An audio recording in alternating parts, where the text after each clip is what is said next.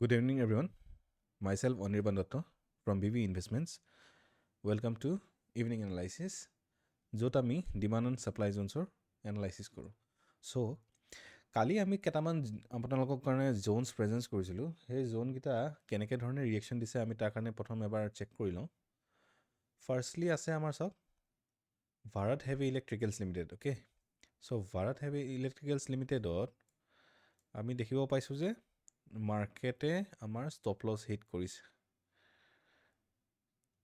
তো ফাৰ্ষ্ট আমাৰ যোনটো ষ্টক আছিলে তাত আমাৰ ষ্টপ SL হিট হৈছে। তাৰপিছত আমাৰ ছেকেণ্ড আছিলে বায়'কন। এতিয়া বায়'কন এটা ৰেঞ্জত আছে, এনেকুৱা এটা ৰেঞ্জত আছে য'ত অলমষ্ট ডিমাণ্ড জোনৰ ফালে আহি আছে। বায়'কন ডিমাণ্ড জোনৰ ফালে আহিলে লং পজিশ্যনৰ এটা প্লেনিং কৰিম।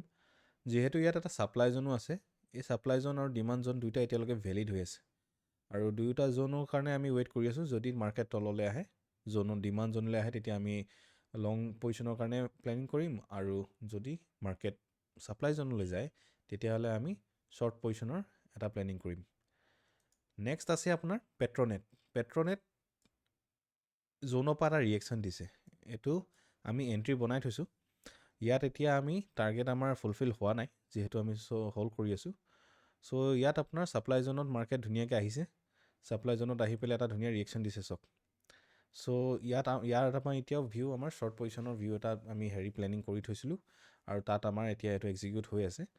চ' আমি এতিয়া চাব লাগে যে ই ব্ৰিজ কৰি পেলাই ষ্টপ লছ হিট কৰে নে আমাক টাৰ্গেট দিব। চ' নেক্সট আমি চাম হিন্দুস্তান পেট্ৰলিয়ামত আমাৰ কালি এটা ডিমাণ্ড জোন আমি মাৰ্ক কৰিছিলোঁ। সেই ডিমাণ্ড জোনটো এতিয়াও ভেলিড আছে। চ' মাৰ্কেট যদি এই জোনটোলৈ আহে, আমি এটা লং পজিশ্যন আকৌ লৈ ল'ম। তাত লং পজিশ্যনৰ আপোনাৰ আউটাৰ লাইনত এণ্ট্ৰি থাকিব, ইনাৰ লাইনত এণ্ট্ৰি থাকিব, আউটাৰ লাইনত আপোনাৰ এক্সিট থাকিব, মানে ষ্টপ লছ, আৰু টাৰ্গেট আপোনাৰ ৰিস্ক ৰিৱাৰ্ড নিজৰ। নেক্সট তাৰপিছত আজি আমাক নতুনকৈ জোন কেইটামান মাৰ্ক কৰিছোঁ, আৰু তাৰ ভিতৰতে এটা আছে হেভেলছ। অ'কে, হেভেলছ কোম্পানীৰ ষ্টকটোত আপোনালোকে এটা ডিমাণ্ড জোন ইয়াত চাব পাৰে। এইটো 15 মিনিটছৰ চাৰ্টত আছে। 15 মিনিটছৰ চাৰ্টত আপোনাৰ ডিমাণ্ড জোন এটা আমি মাৰ্ক কৰিছোঁ। ডিমাণ্ড জোনটো আপোনাৰ ৰেঞ্জ আছে 1730 পৰা 1720, অলমষ্ট 10 পইণ্টছৰ এটা ৰেঞ্জ। চ' এই 10 পইণ্টছৰ ৰেঞ্জত যদি মাৰ্কেট আহি যায়, তাৰপিছত লং পজিশ্যন এটা ধুনীয়াকৈ আমি ইয়াত প্লেনিং কৰি ল'ম।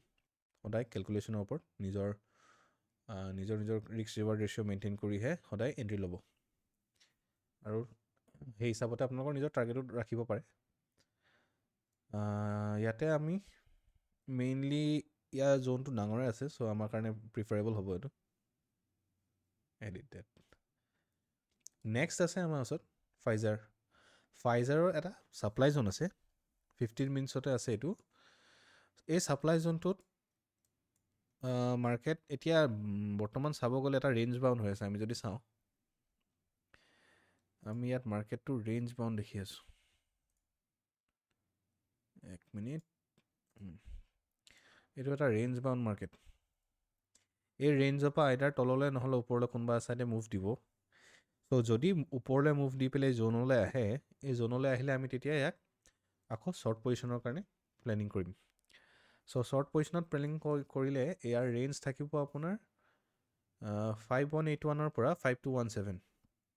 চ' ইনাৰ লাইনত আমাৰ আকৌ সেই এণ্ট্ৰি থাকিব, আউটাৰ লাইনত আমাৰ ষ্টপ লছ 5217.50 আমাৰ ষ্টপ লছ থাকিব। চ' ৰিস্ক ৰিৱাৰ্ড মেইনটেইন কৰি পেলাই আপোনালোকে টাৰ্গেট 1:2 ৰাখিব পাৰে, 1:3, যেনেকৈ ধৰণে আপোনালোকৰ কেলকুলেশ্যন হয়, সেই হিচাপে আপোনালোকে ইয়াত এটা এণ্ট্ৰি প্লেনিং কৰিব পাৰে। চাওক, ষ্টপ লছ ষ্ট্ৰিক্টলি লগাব, কাৰণ আমাৰ এনেকুৱাও হয় যে আপোনাৰ ষ্টপ লছ কেতিয়াবা হিট হৈ যায়।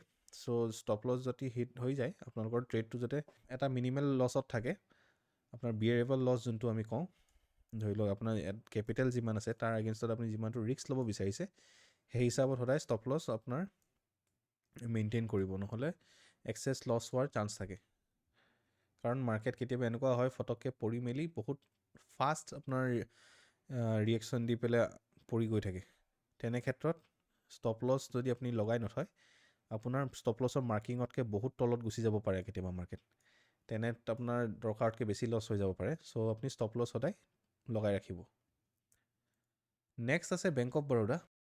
বেংক অফ বৰোদাৰ এটা জোন আছে। এই জোনত ডিমাণ্ড জোনত আপোনাৰ 255ৰ পৰা 256.86লৈকে এটা জোন আমাৰ ওচৰত আছে। এই ৰেঞ্জত যদি মাৰ্কেট আহে তেতিয়াহ'লে আমি আকৌ লং পজিশ্যন প্লেনিং কৰিম, ঠিক আছে।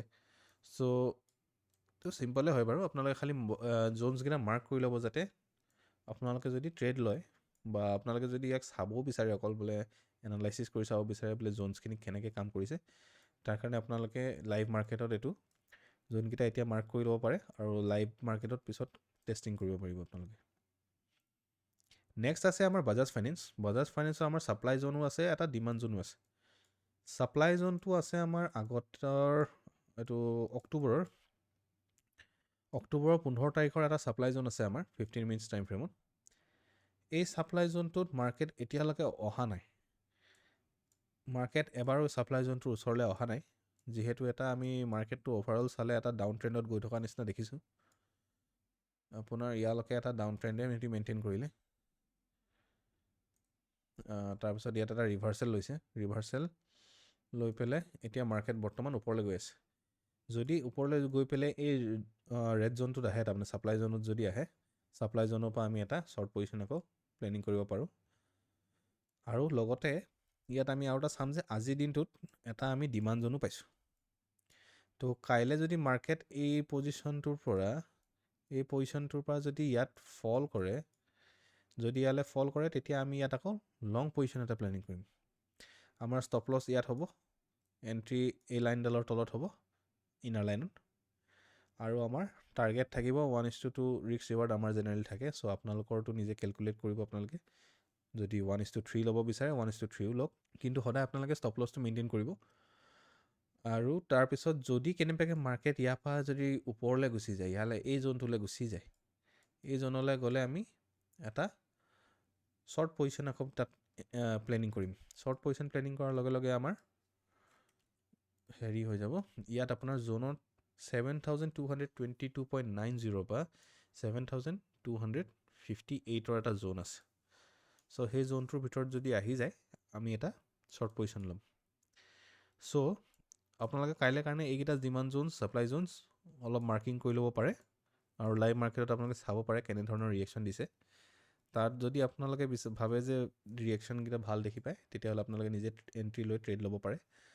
কিন্তু আপোনালোকৰ ৰিস্ক ৰিৱাৰ্ড মিলাই পেলাই হয় ট্ৰেড ল'ব, ষ্টপ লছ সদায় ৰাখিব, আৰু টাৰ্গেটটো ৰিস্ক ৰিৱাৰ্ড ৰেচিঅ'ৰ হিচাপত আপোনালোকে ফিক্স কৰিব পাৰে নিজৰ। চ' থেংক ইউ ফৰ টুডে।